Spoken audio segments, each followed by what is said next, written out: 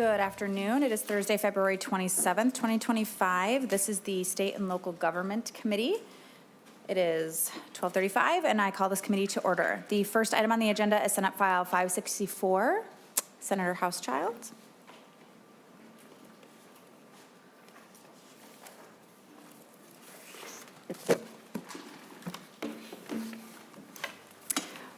Welcome to the committee, Senator Hauschild. You may begin unless you would like to do an author's amendment first. Yes, thanks, Madam Chair and committee members. I do have an amendment to get the bill in the shape I would like it. Great. Senator, I believe it's A1. Sorry, Great. go ahead. Senator Carlson moves the A1 amendment. All those in favor say aye. Aye. All those opposed? The amendment is adopted. We do have quorum. I forgot to mention that. Senator Hauschild, now that the bill is in the order you like it, please go ahead and introduce your bill. Thank you, Madam Chair and members. Throughout rural Minnesota, many small entities such as local special districts and townships often have very small annual budgets, as you can imagine. However, with the way that the state audit process is set up, many of them have annual audits that can cost anywhere from $10,000 to $15,000 per year. This cost can be burdensome to small communities, and there are still guardrails in place to ensure financial health without this burdensome cost. The current threshold required to not need annual audits is an annual revenue of $250,000 or less. This bill would increase that threshold to $1 million in order to require an annual audit. Additionally, it includes not just special districts such as water and sewer boards, but also townships. Entities with less than $1 million in annual revenue would still be required to submit an annual financial reporting form to State Auditor's Office, which gives a snapshot of their finances. They are also still required to complete an AUP or an agreed upon procedure, which is an engagement where an accountant performs special procedures and documents of findings. They would report that AUP to the state auditor every 5 years, which would allow for the opportunity to check on an entity's financial health more thoroughly.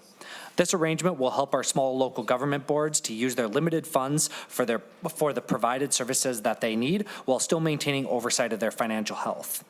And with that, Madam Chair and committee members, happy to take questions, and I believe I also do have a testifier with the Minnesota Association of Townships. Thank you, Senator Hauschild. It looks like we have Auditor Blaha on your list, and then Gramberg-Moberg. You can come on up to the table. Are those they're all your testifiers? I believe so, Great. Madam Chair. Great. Yeah. I didn't realize you were over there. Sorry. Good to see you. Graham, why don't you go first? Okay. Thank you, Madam Chair. Thank you, members of the committee. And thank you, Senator Hauschild, for your help in this matter. My name is Gramberg-Moberg. I'm with the Minnesota Association of Townships. Just a quick word about us. So we represent nearly all of Minnesota's 1,776 townships. It's about 9,000 township officers, about 16% of the state's population. Our members are disproportionately rural and disproportionately represent areas with low tax base. One of the things that distinguishes us from other units of government is that we have very few of our members have any staff whatsoever.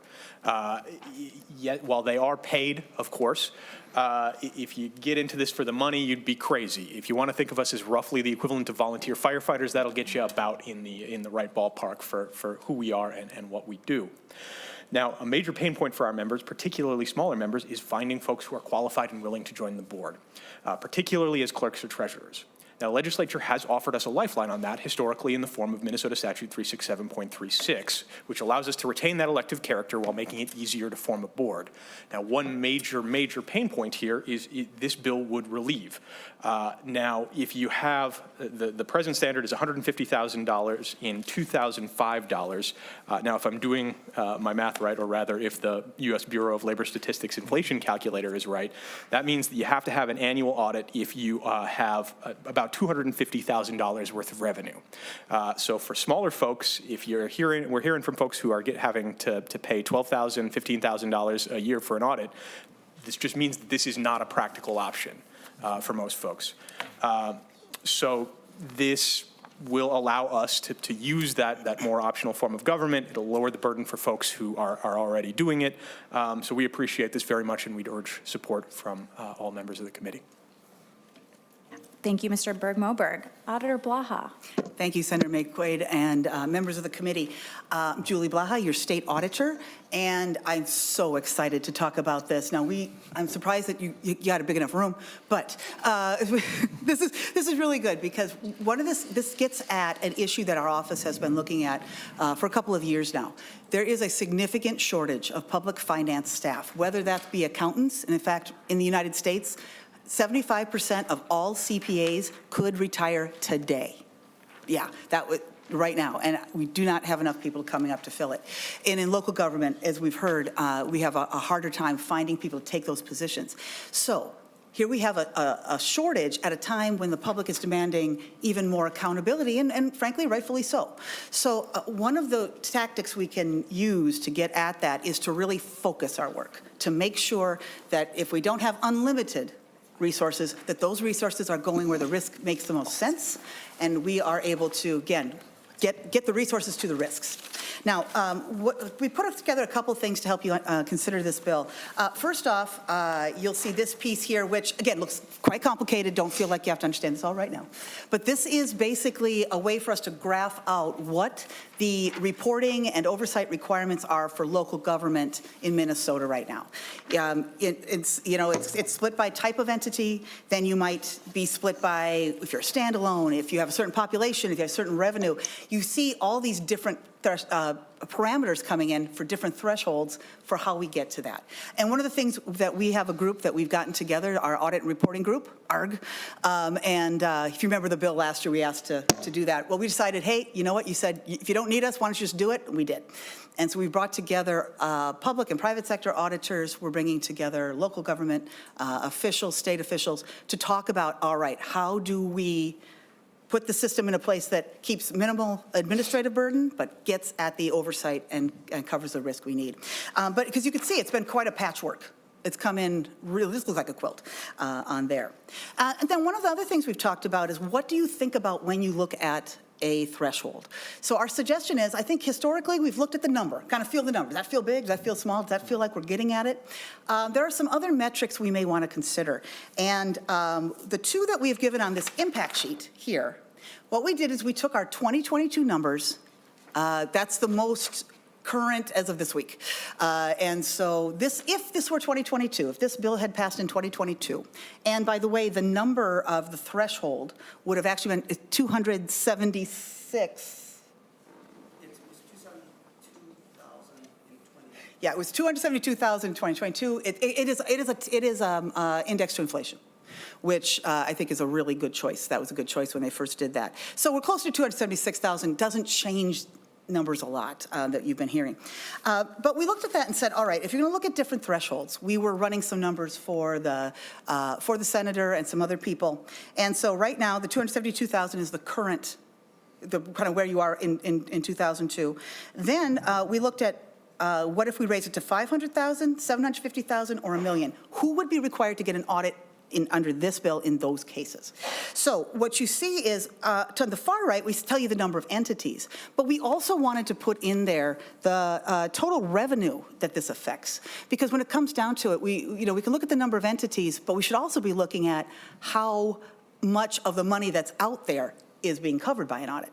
Because one way to take some heat off of a system is if you can take off the numbers of audit, reduce the numbers of audit without reducing the percentage of funds that are covered by an audit, you end up reducing a lot of workload without changing a lot of the risk as far as overall coverage based on revenue. So it's a good way to look at it. In fact, this bill is a good example of that, where, for instance, if you just look at cities, the current situation, we'd have 321 entities that fall into this category. If it were to go to $1 million, we'd drop to 203 entities. So a good number of entities would no longer need to have this kind of audit. They still have to have an AUP, which is an agreed upon procedures. They still have an examination every 5 years. We check some really good internal controls. And they have to report every year as well, to send us their information for us to track. But what you look at is, even though that's a good chunk of entities that drop off for cities, you really only see, just a fraction of a percent of the total revenue that's covered that actually falls off. So I think when we have those kind of opportunities, that I think points us to a place that can lift some workload, take some pressure off an overextended system without making as big of an impact on risk. Now, so this is why, for this bill, we believe we can support this at the OSA. Now, I think long-term, we're going to continue to look at maybe some longer-term, more systemic changes, moving more toward revenue, looking at something that's a little more consistent across the different entities. Also, you'll see there's an A2 amendment, just to speak to that. One of the reasons I asked for that, because we have a large number of townships that aren't reporting. And that reporting is the backstop to this. If you're going to shift away from an audit, we should at least have a report, so we're still connected. We're still having a sense of where you are. And we know you're in the game, right? And so that's one of the asks we have there. We think we have a way to get at some of the under-reporting we're getting from townships with the second amendment there, too. But I can speak to that more when we get to that part. But again, I think this has got, it's a good start. This is not the last thing I think we need to do to get our system in order. But it's a really good first step. Thank you, Auditor Blaha. And before we bring up Mr. O'Rourke, maybe Senator Gustafson, would you like to introduce your A2 amendment? Yes, thank you, Madam Chair. I have the A2 amendment. It adds the word towns. I can have council maybe explain it a little bit further, but what it is providing a little bit more oversight to some entities. And Auditor Blaha is here also to add some expertise to the amendments, but I'd like to introduce A2. Thank you, Senator Gustafson. Ms. James, would you like to, or sorry, would you? Ronson? Mr. Ronson, would you like to say a little bit more about the A2 amendment? Sure. So under current statute, counties and cities have to file their financial reports to the state auditor. And if they don't receive the local aid under sections 477A 00011 to 477A.03. So this would add towns to that list. So now if towns don't provide the reporting, they don't qualify for that aid. Thank you, Mr. Ronson. Members, questions about the A2 amendment? I can speak to it, too. Senator Driscowski. Thank you, Madam Chair. I wonder if council would answer this. So towns would be, if this was adopted, townships would not then receive their township aid. Is that Only if they didn't report? Is that what it says? Mr. Ronson. That is correct. Senator Driscowski. Thank you, Madam Chair. I'm wondering if somebody from the townships could address this. Is there anyone here? Mr. Berg-Moberg. Is he a township guy? I would be happy to, Senator and Madam Chair. Our understanding of this particular language is that it's specific to the local government aid provision, so it's not like we're losing highway funding or anything like that. The amount that we're talking about is about $10 million divided between the entire state. So it works out to about $10 a citizen or so. So yes, while I can't say that we're thrilled about the idea of a potential additional withholding here. One of our sort of constant refrains at the Township Association is that we want to be treated on equal footing with cities and counties, and, well, that has a downside sometimes, too. Senator Driscowski, follow up. Thank you, Madam Chair. Senator House, okay. Auditor Blaha, would you like to add anything to the A2 Yes, I amendment? would. You know, we included a little info sheet that you would have gotten this afternoon on that in there. And what you're noticing is, again, we have a chunk of people that aren't reporting. And we've tried a number of things. We have tried personal communication. We've done emails, phone calls. I've done phone calls. I think everybody up here is, you've also done a few phone calls. In addition, we've had a lot of assistance from Minnesota Townships. From Matt has done a great job helping us try to run more people down. We have a dedicated township specialist now that has made a dent in it, but it is something where we need to do one more thing. I don't think the idea of sending state funds to an entity that is either unable or unwilling to fill out a form on their thing is a risk. And this is a risk we have to get at. I think that what you're going to see, like we see with cities and townships, cities and counties, is that it will definitely increase the number. Also, though, and it's just town aid we're talking about, but also there is an appeal process for those of you who've had cities come before you who have not, that if they filed late, and you're able to give them the funding back. So there is an appeal process as well, where, we got our stuff in and come in. We also, we currently certify, LGA and CPA, so it wouldn't have any cost for us, and we do work really hard to find a way to get you on track. If there's an extenuating circumstances, we'll work with people and figure it out. Thank you, Auditor Blaha. Senator Drazkowski, I'm going to give Senator Hauschild just a second to say what he thinks about the amendments since it's offered on his bill. Senator Hauschild. Thanks, Madam Chair. I think this is, a good example of a balancing act, right? It's how do we make sure that the way our state government operates takes into account the most rural and small places that don't have the same departments and staff that can handle some of the requirements that we have on other bigger entities. And so I think what this bill gets at is moving that threshold so they're not facing these huge financial constraints on limited budgets, but also saying, hey, look, like the gentleman said to my left, you're treated the same as cities and other entities. So let's make sure that if we are giving you this flexibility, we're also making sure you're filling out the required AUPs so that we have some financials for the auditor's office. And I do appreciate Senator Gustafson. I know she's been really focused on internal controls in our state government and making sure that we're doing things properly. So for her to bring this forward, I think it does make a balanced approach to this issue. And I, not enthusiastically, but I understand the need and I think it's important. Thank you, Senator Hauschild. Senator Drazkowski, did you have a question?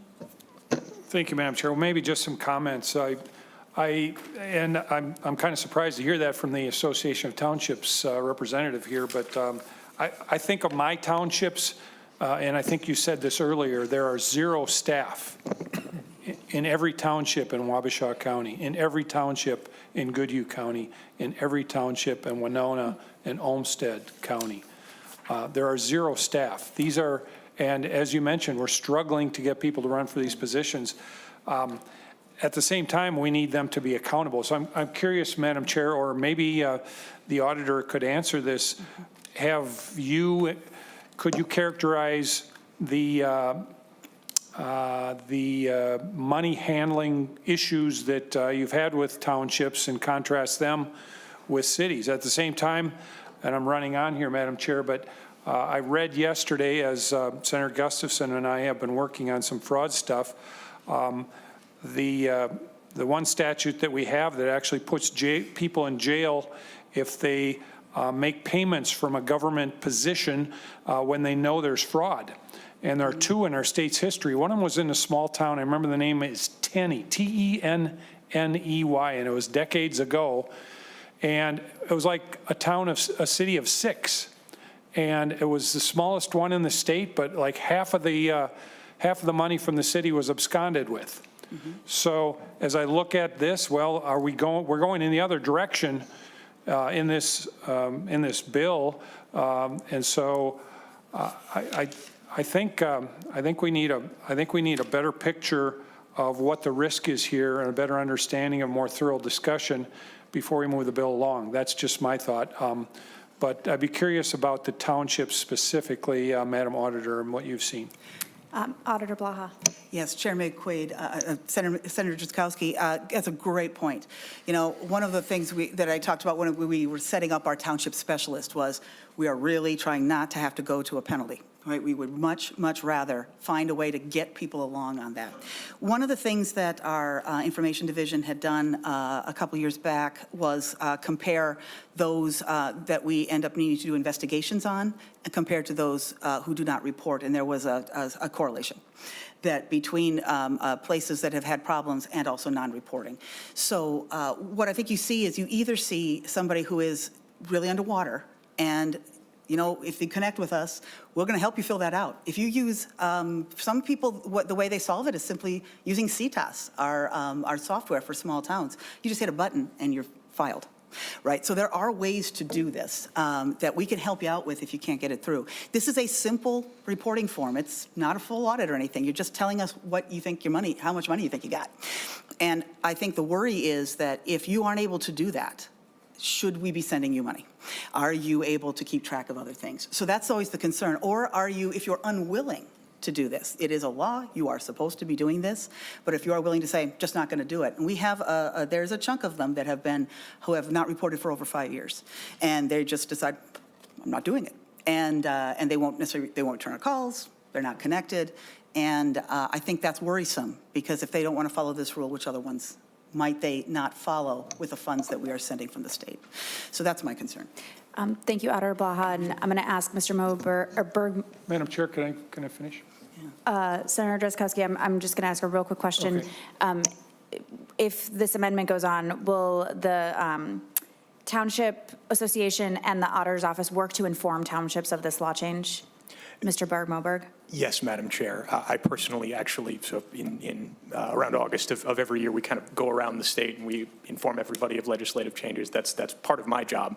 So yes, Thank you. I will be doing that. Auditor Blaha? Oh, we absolutely will too. And in fact, I've been at the meetings when they have said that. And in fact, the president of MAT has very much said, if we don't get this together, they're going to make a change here. We've got to, if we're not going to do this ourselves, they'll change something that penalizes us if we don't. They really worked. They threw everything at it. They have been our best advocates in getting this reporting in. And so we will also let people know. But again, we'll call them up. We'll call you up. We will follow you.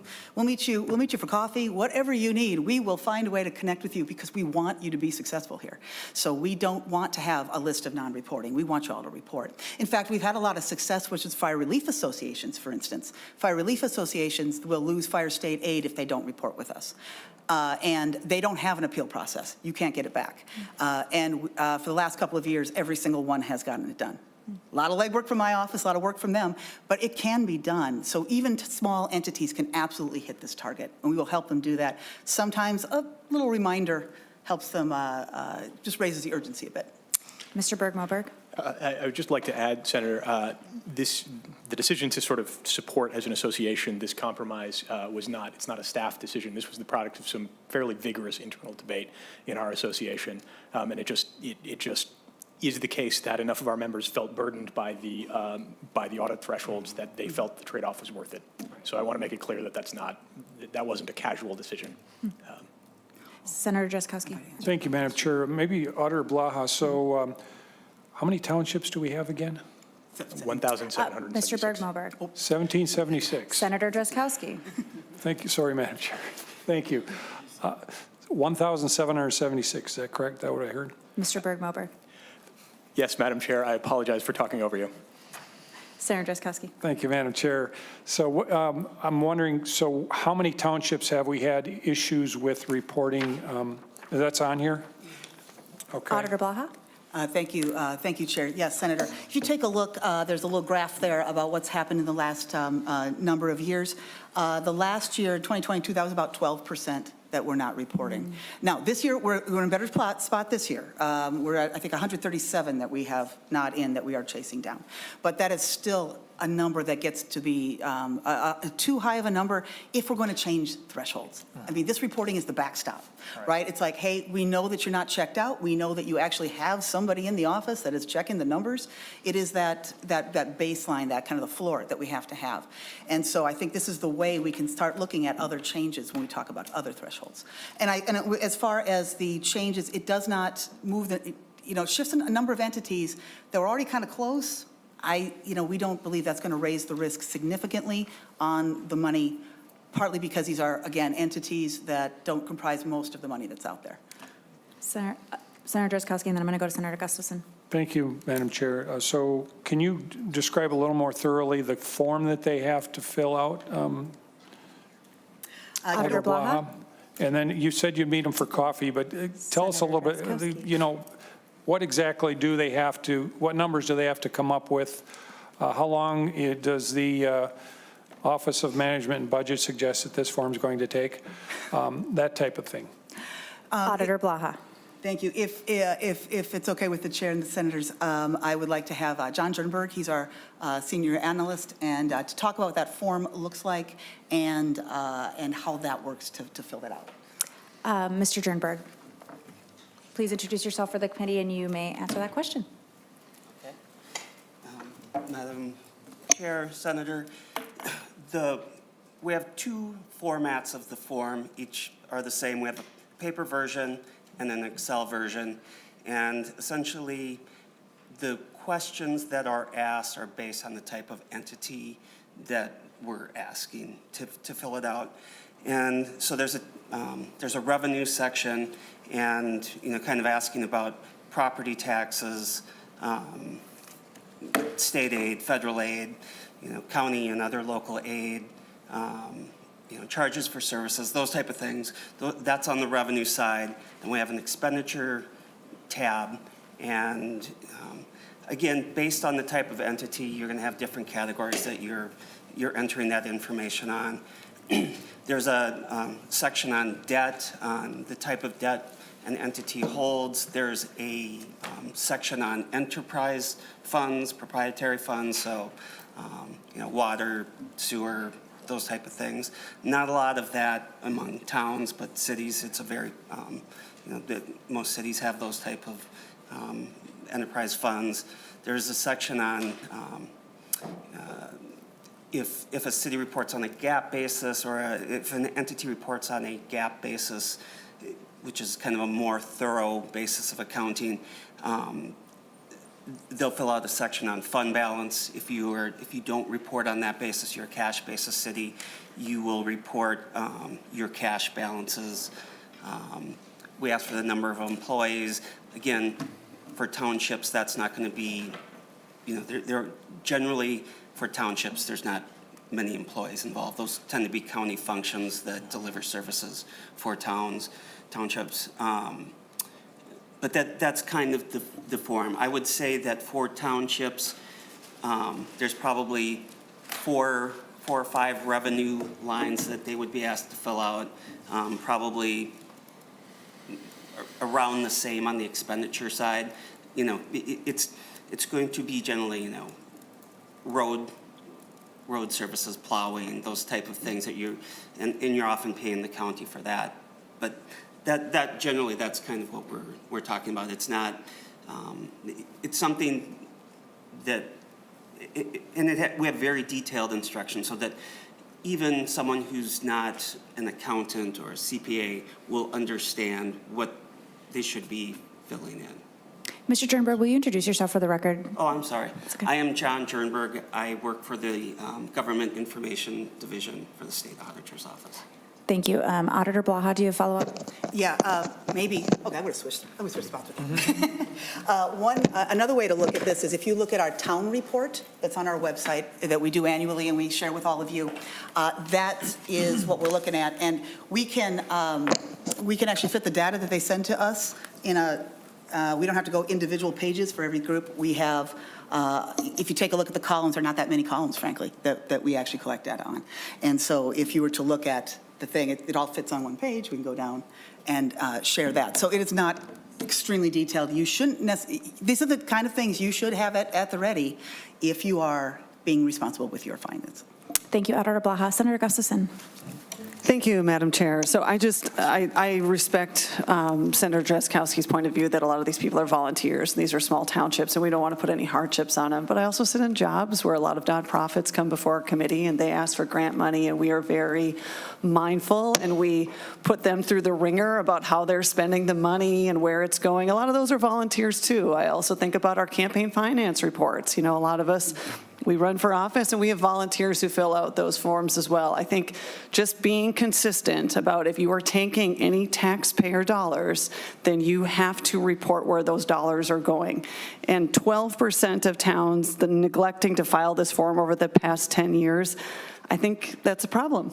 And we know that there's a correlation between not reporting and sometimes intentional or unintentional misuse of dollars. So I think that's why the amendment is important. If people are going to take taxpayer dollars, I don't think that it is too much to ask that they report where those dollars are going. And I appreciate that you've made it easy for people and accessible as well. So, and what's the largest township, can you tell me, in the state of Minnesota? Mr. Berg-Moberg.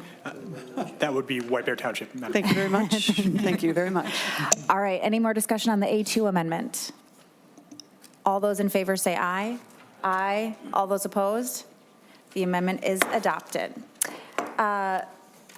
We have Cap O'Rourke is the final testifier on your bill, Senator Hauschild. And I don't anticipate a lot of discussion after that. That was quite detailed and informative. Mr. O'Rourke, please introduce yourself for the record. You may begin. Thank you, Madam Chair. Members, my name is Cap O'Rourke. I'm the Executive Director of the Minnesota Association of Small Cities. We advocate on behalf of the over 700 cities who have populations under 5,000. I want to thank Senator Hauschild. I also want to thank Senator Gustafson and Auditor Blaha. There has been a lot of work, discussions over the interim. This is an issue that I sadly I'm going to inform you that you're probably not going to see the end of. There is an increased demand for CPAs and auditors, and we have a dropping supply. I know of at least probably 4 or 5 of my cities who have recently put out RFPs for new auditors. And not only, sometimes the prices are seeing significant increases, but more often than not, they're just getting no responses.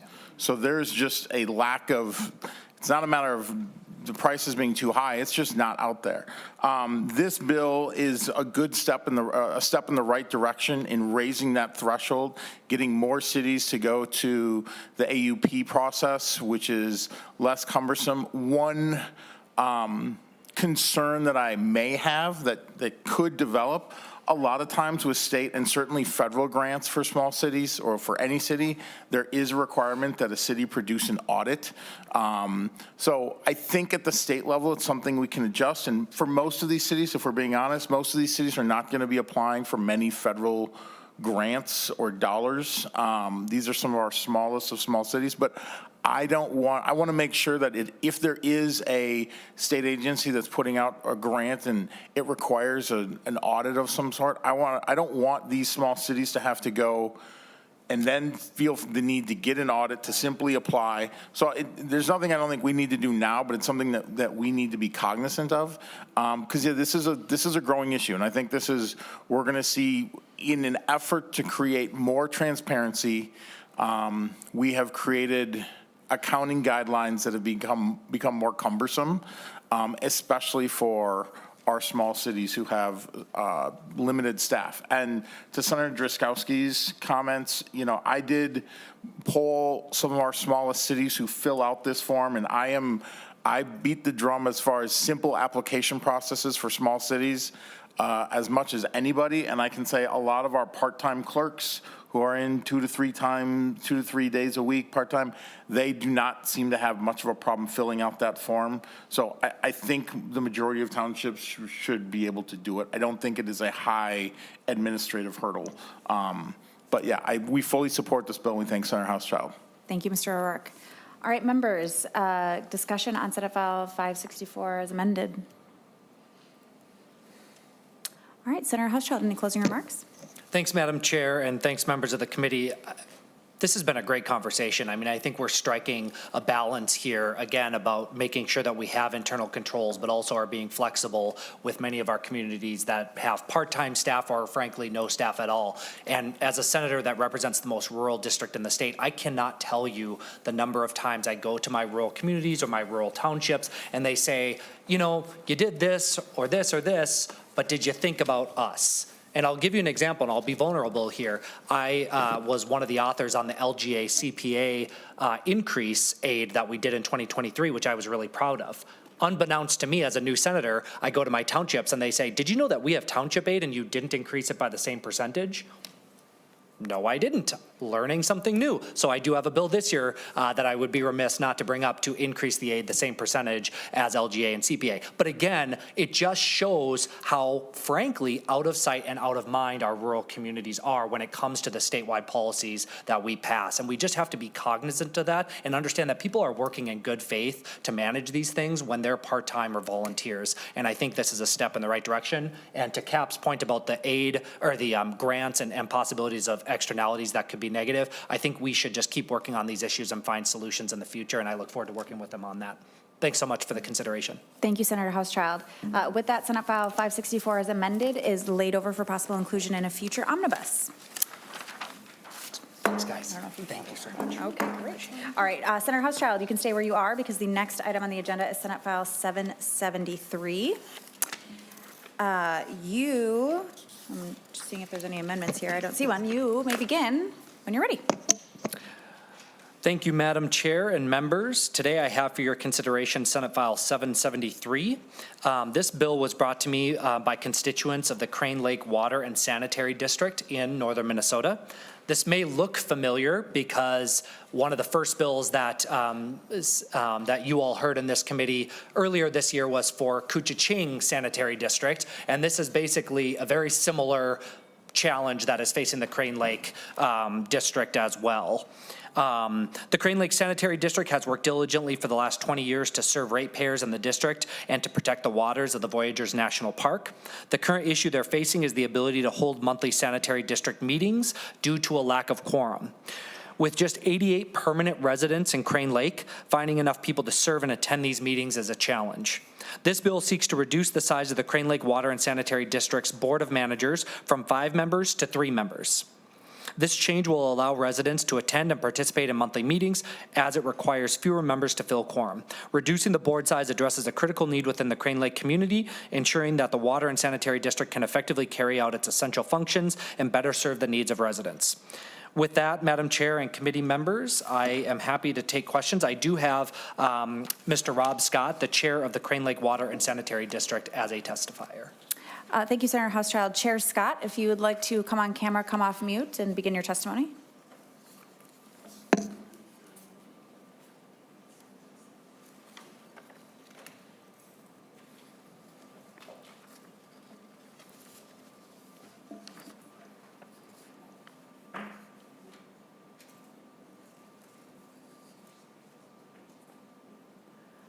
I'm gonna check and see if there's technical issues.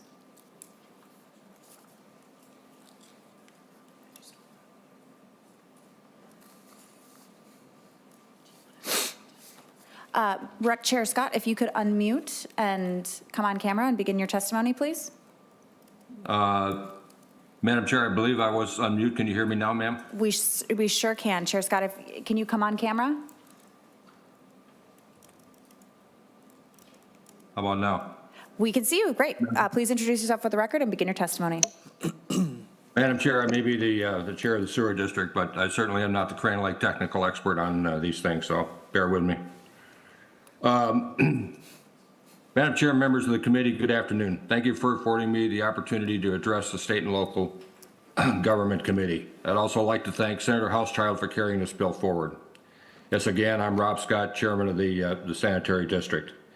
I've been involved with water issues my entire adult life and have been the chair of the Sanitary District for 20 years. The Crane Lake Sanitary District was established in 2004 and has worked through numerous challenges handling sewer waste that impacts the watershed of Voyageurs National Park. We have expanded our treatment sewer and individual sewer systems to over 130 users in the sewer district's nearly 15 square mile area.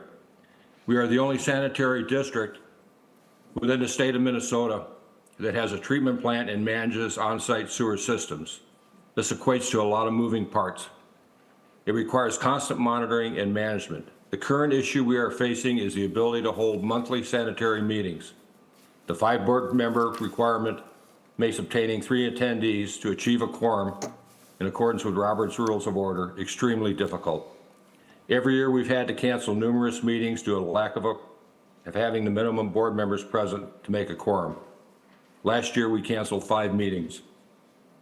All board members must be registered, a registered voter within a state. We currently have 18 registered voters within the district.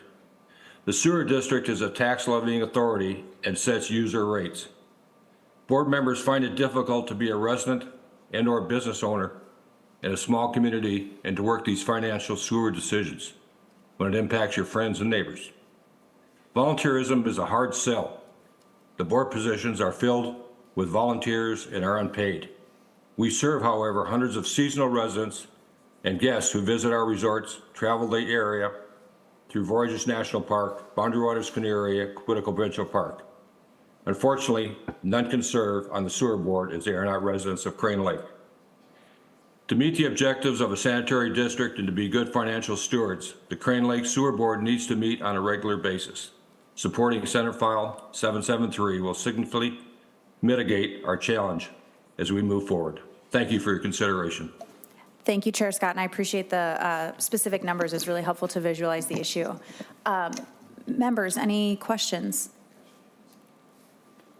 Okay, Senator Hauschild, any final question or final comments? Thanks, Madam Chair. Just another example of how we can be flexible with our local and rural communities when they deal with these types of issues. So grateful for the committee's consideration. Thank you. Senate File 773 is laid over for possible inclusion in a future omnibus bill. All right. Next up, we have Senate File 828, Senator Boldon.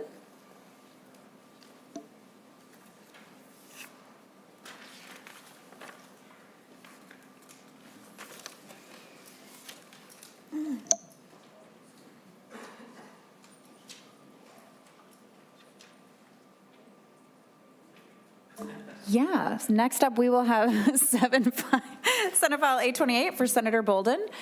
And following that, we will have Senate File 1462, Senator Kunesh. So we'll basically take any senator who's on the agenda today. Do you have a bill? No, just make one up. All right, we will be waiting for Senator Boldon to head down.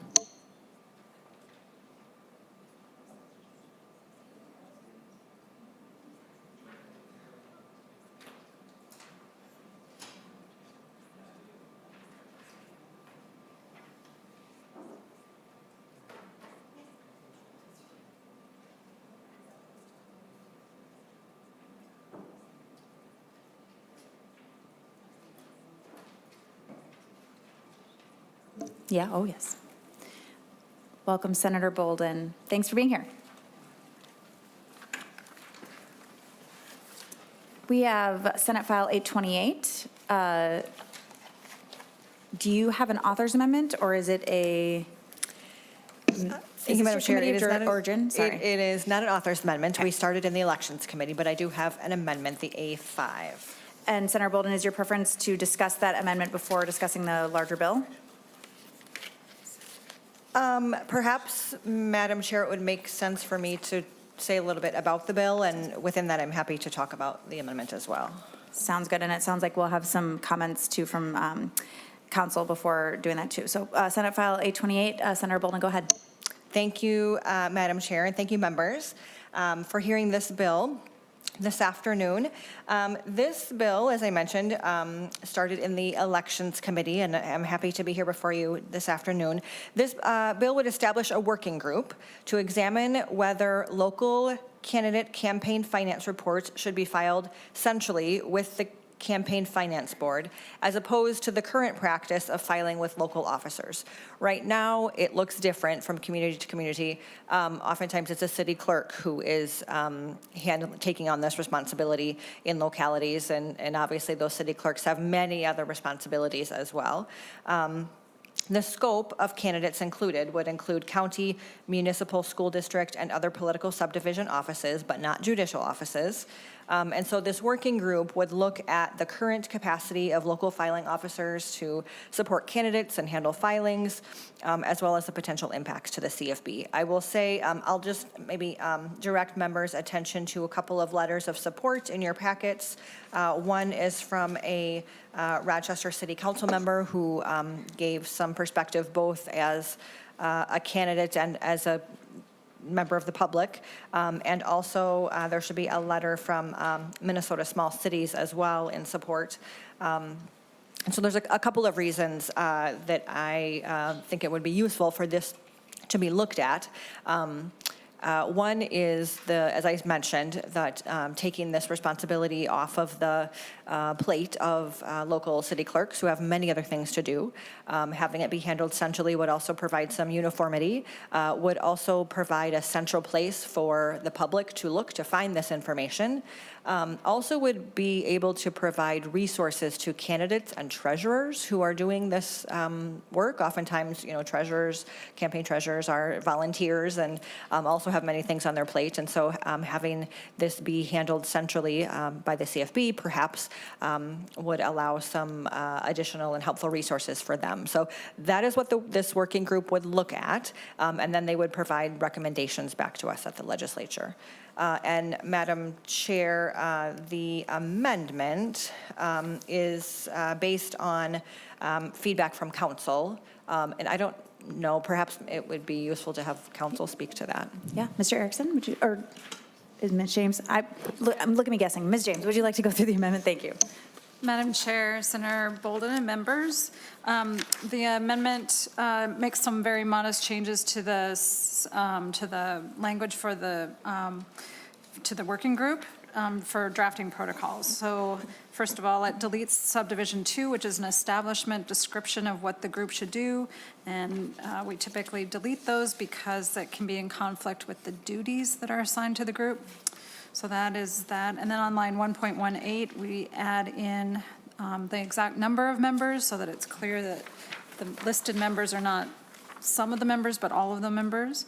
And then on lines 2.12 and 2.13 of the bill, and on lines 1.5 through 1.7 of the amendment, we're being clear that the compensation and reimbursement of expenses for the public members is as provided in the listed statute, and then legislative members receive per diem and are reimbursed for their expenses according to the rules of their body. On line 2.15 of the bill, line 1.8 of the amendment, we're adding a couple of weeks for the time between, for the time to convene the first meeting. And then the last two lines of the amendment, lines 1.9 and 1.10, are fiscal matters that Mr. Erickson can address. Mr. Erickson. Thank you, Madam Chair and members. The fiscal note for this bill has two agencies assigned to it. One is the Campaign Finance Board, which identifies some significant hours of work for the executive director of the board, but which is an absorbable cost, as that's an expected part of the agency's budget. Moving to the legislature, which is in the jurisdiction of state government, you'll see that the fiscal note identifies $37,000 in costs, but just a couple of notes on that. For one, that includes per diem and expenses for members, which are frequently not appropriated in the bill. Instead, the LCC handles all of the expenses, reimbursements, per diems for the non-legislative members, and that's what the amendment seeks to do on line 1.9, is it inserts just those pieces. The second note, and not to blindside you, Senator Boldon, but I forgot that this fiscal note was drawn to the bill as it was introduced. In elections, there was one additional member that was added, and doing the math using the numbers that are provided in the assumptions, I think you may want to change the number on line 1.9 from 21,000 to 25,000 and incorporate that into the amendment. That would provide for the additional member from the League of Minnesota Cities. Thank you, Mr. Erickson. Senator Boldon, did you want to say anything more about the amendment? No, Madam Chair, just that I appreciate that information, and if we could make the changes he suggested and to incorporate into the amendment, I would appreciate that. So I will move an oral amendment. We have to adopt the amendment first. Yeah. But you don't have to, you can just move Okay. this as orally. Okay, so I would move to orally amend the A5 amendment on 1.9, delete 21,000 and insert 25,000.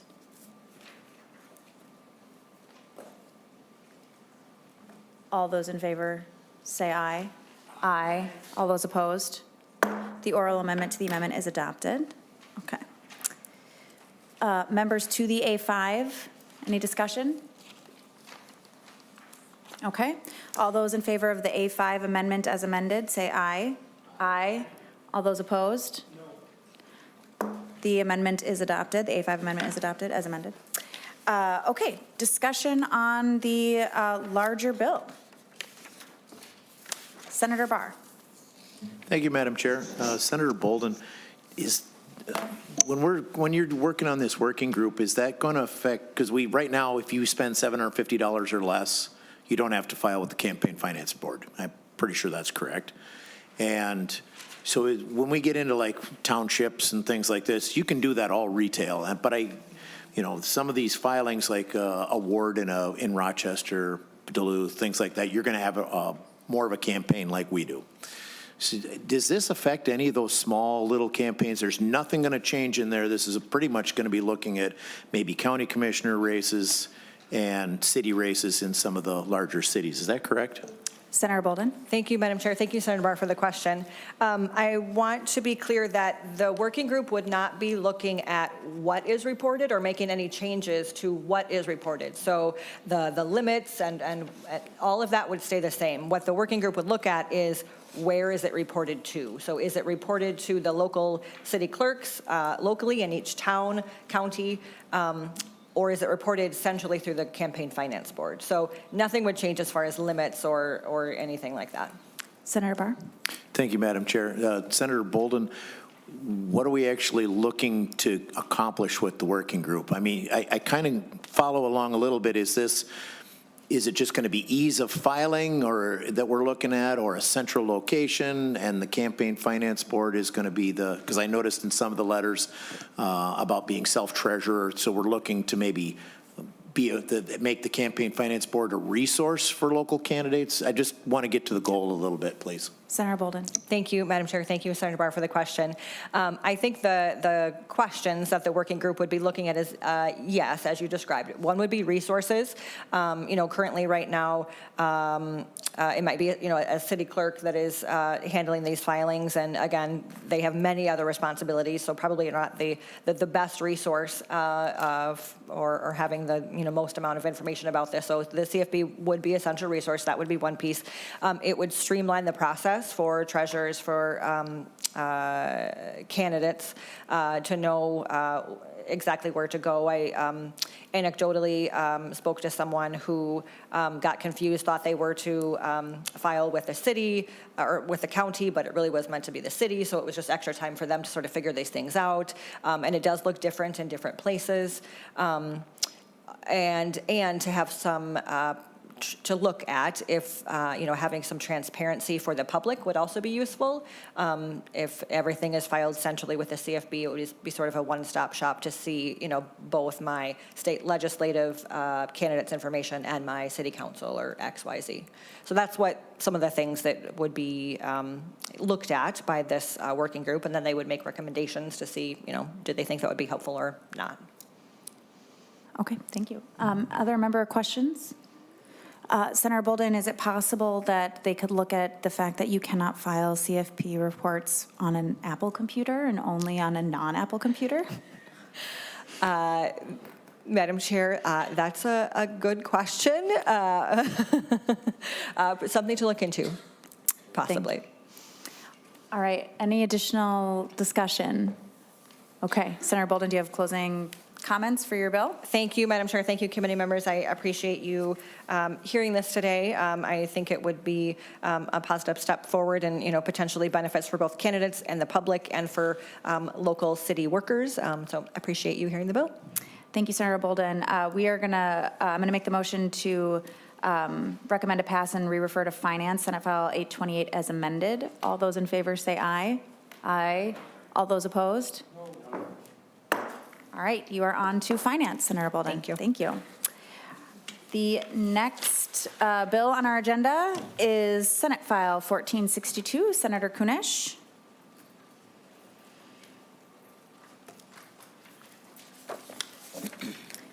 You may begin when you are ready. Thank you ever so much, Madam Chair. Members, you have in front of you a bill that was described in Ed Finance as an efficiency bill by our comrade, Senator Duckworth. This bill transfers grant administration from Pelsby to MDE for the Collaborative Urban and Greater Minnesota Educators of Color grant and the Mentoring and Retention Program grants. The staff position associated with this grant administration at Pelsby is then also transferred to MDE. The commissioner may retain up to 5% of the appropriation to monitor and administer the grant and 3% for monitoring and retention grants as well. The bill transfers the responsibility to administer the statewide paraprofessional credential to MDE, but the administration of the alternative teacher pathway is still maintained at the Pellsby offices.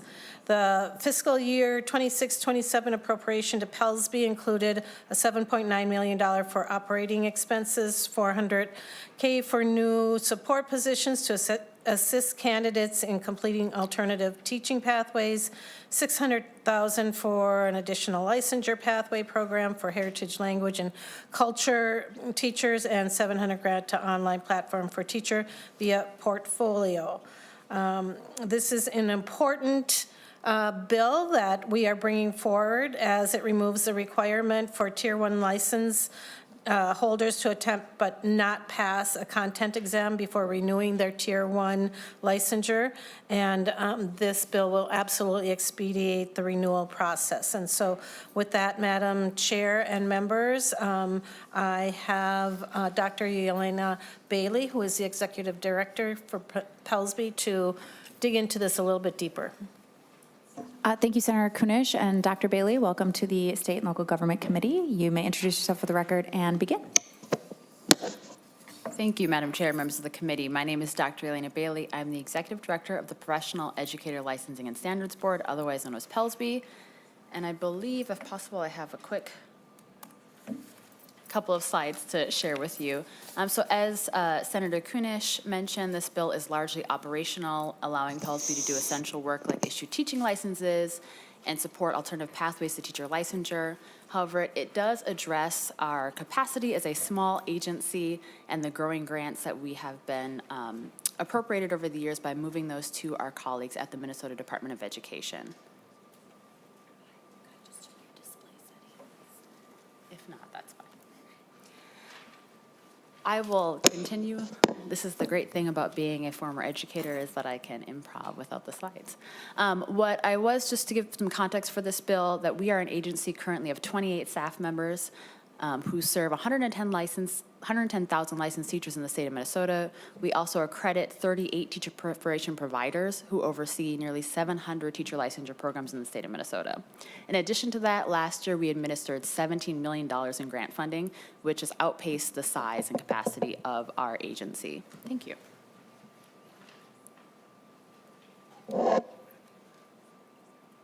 So this gives you a picture, members, of that work. Most of this bill is operational, but I will provide a quick overview of those pieces that are related to the transfer of the grants. So sections 1 through 7 are about the operations of Pellsby. I'm happy to answer questions on those if members have them. Sections 8 through 13 transfer 2 key grant programs to the Minnesota Department of Education. That is the Collaborative Urban and Greater Minnesota Educators of Color Grant, and also the Teacher Mentorship and Retention of Effective Teachers Grant. Sections 15 and 16 ensure that, along with our grant-making duties, the staff member that works at Pellsby overseeing all of those grant programs also transfers to the Minnesota Department of Education. And then finally, Section 16 lists appropriations of both those 2 grants and 1 additional grant program, the Teacher Marketing and Recruitment Campaign. So the rest of the bill are all operational and funding pieces, and again, I'm happy to answer questions, Madam Chair and members of the committee. Thank you, Dr. Bailey. We have Alex Vitrella. Please come to the testifying table. Introduce yourself for the record. You may begin.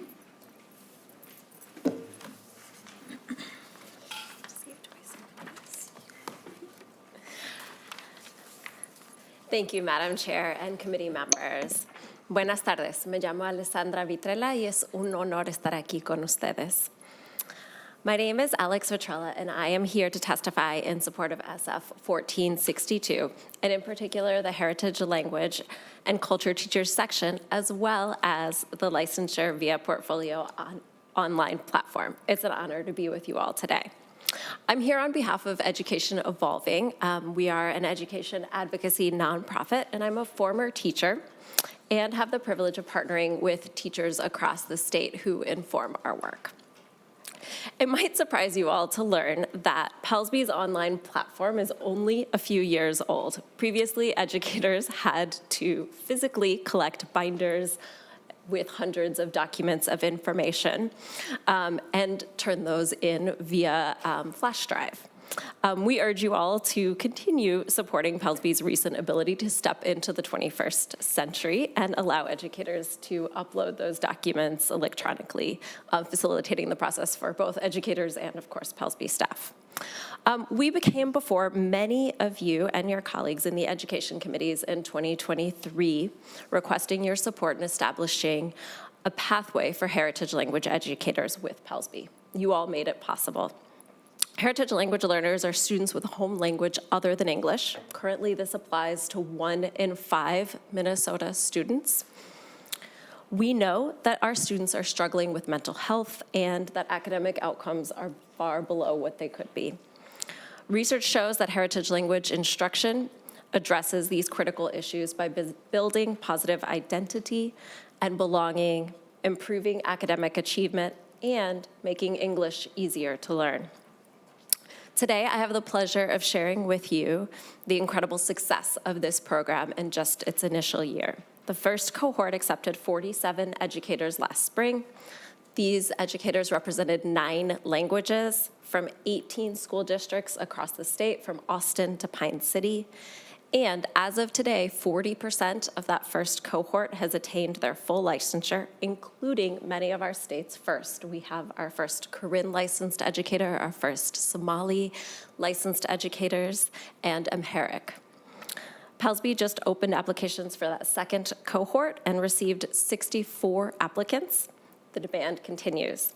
This pathway is already retaining teachers and improving school communities and is a great example of what happens when agencies collaborate with teachers. Thank you.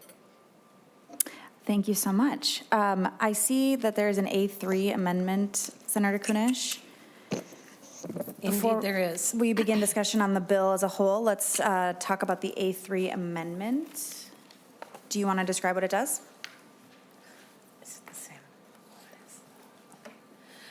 This is a bill that just clears up some of the language and creates, maybe you'd like to speak to that. So, Dr.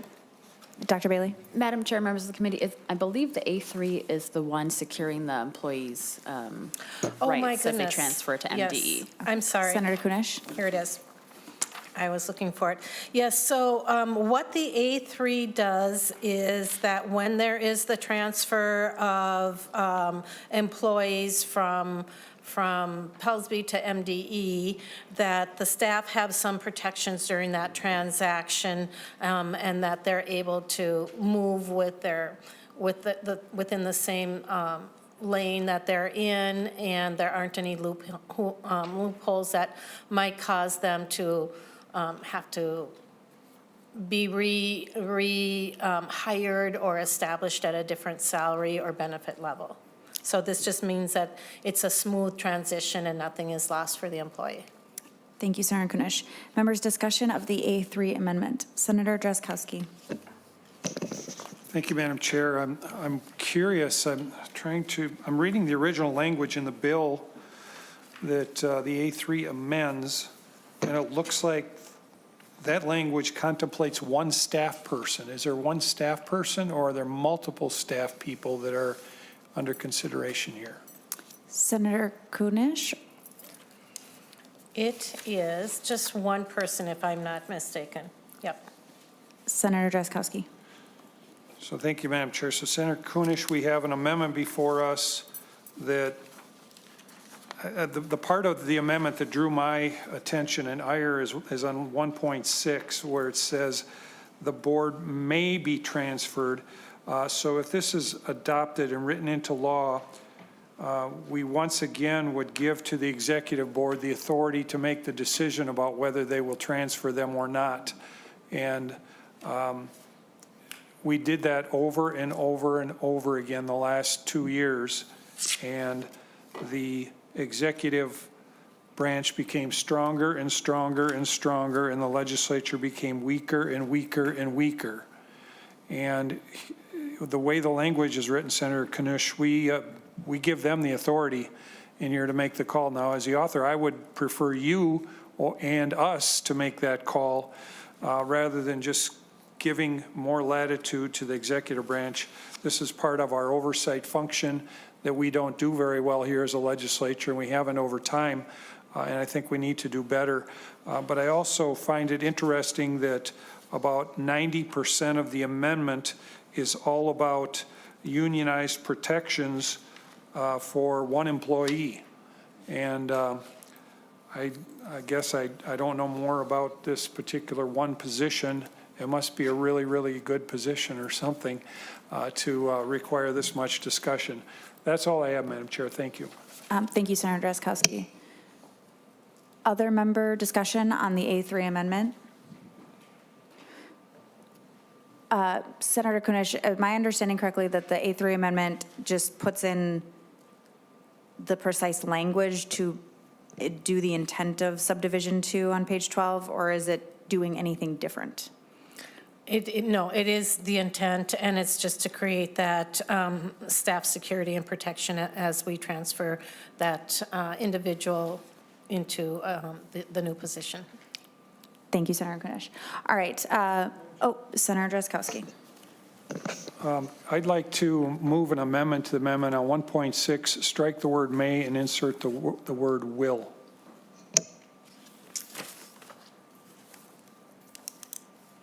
All right, Senator Drazkowski moves in. Madam Chair, I think Senator Drazkowski? council would prefer I say shall instead of may.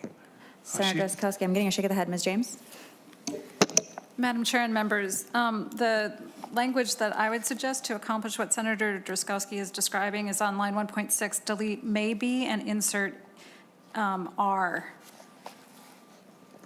Thank you, Ms. James. Senator Drazkowski, would you like to amend your oral amendment to the amendment? I will. I appreciate council's help in helping these old eyes zoom in on 1.6 a little better. I would move to amend the A3 amendment, Madam Chair, by striking on 1.6 the words may be and inserting in their place the word are, A-R-E. Thank you, Madam Chair. Thank you, Senator Drazkowski. Senator Kunesh, to the oral amendment to the amendment. I don't have a problem with that. Okay. All those in favor say, all those in favor of Senator Drazkowski's oral amendment to the A3 amendment, say aye. Aye. All those opposed? The oral amendment to the amendment is adopted. To the A3, all those in favor of the A3 amendment as amended, please say aye. Aye. All those opposed? The A3 is adopted. Okay, discussion on Senate File 1462 as amended. Senator Barr. Thank you, Madam Chair. Just curious, this looks like an ed finance bill. What part of the bill is we supposed to be focusing on here in State Gov? Senator Barr, I'm going to ask Ms. James. Madam Chair, Senator Barr, and members, the bill is before the State Government Committee because it moves responsibilities from one agency to another, so that transfer function. Thank you. Thank you, Ms. James. Okay. Members, any additional questions? Okay. Senator Kunesh, any final comments on your bill? Nope, just appreciate the time and the efficiency of this committee. Great. Senator Zhang moves that Senate File 1462 as amended be recommended to pass and re-referred to the Education Finance Committee. All those in favor say aye. Aye. All those opposed? You are on your way back to Education Finance, Senator Kunesh. Members, Senator Zhang is going to move, Senator Johnson-Stewart is going to move to reconsider Senate File 828, the Senator Boldon bill, because that needs to go to the Rules Committee and not Finance Committee. All those in favor of Senator Johnson-Stewart's motion to reconsider Senate File 828, please say aye. Aye. All those opposed? Okay. Senate File 828 is under reconsideration. Senator Zhang, would you move to recommend to pass and re-refer to the Rules Committee, Senate File 828, as amended? So moved.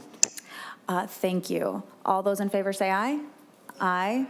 All those opposed? No. All right. Senate File 828 is going to, as amended, is going to Rules. All right, members, that concludes our work before this committee. We will see you at the next meeting. We are adjourned.